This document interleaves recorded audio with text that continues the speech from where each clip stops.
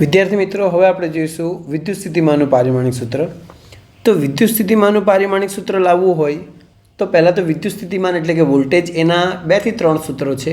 તો સૌથી સહેલું સૂત્ર જોવા જાય તો 3 સૂત્ર છે. V = KQ/R. હું અહીંયા સાઈડ પર લખું છું. V = KQ/R. V = W/Q વર્ગ પર ચાર્જ, યાની કે કાર્ય પર વિદ્યુતભાર. V = ED પણ થાય છે. તો આમાંથી આપણે સૌથી સહેલું સૂત્ર જોવા જઈએ તો આ નીચેના 2 સૂત્રોમાંથી કોઈ પણ એક સૂત્ર લઈ શકીએ છીએ. તો જોવા જઈએ તો આપણે આ V = W/Q લઈ લઈશું. તો V = કાર્ય ભાગ્યા વિદ્યુતભાર.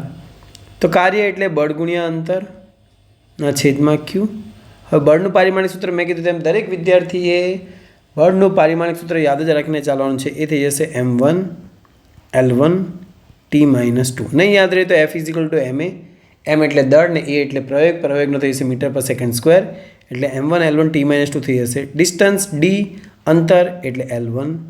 Q અગેઇન એમ્પિયર ટાઈમ એટલે આ થઈ જશે M1. L2 T થઈ જશે -3. કેમ -3? કારણ કે અહીંથી 1 ઉપર જશે તો -3 ને A -1. એટલે ઓવરઓલ જોવા જાય તો એ M1 L2 T - 3 A - 1.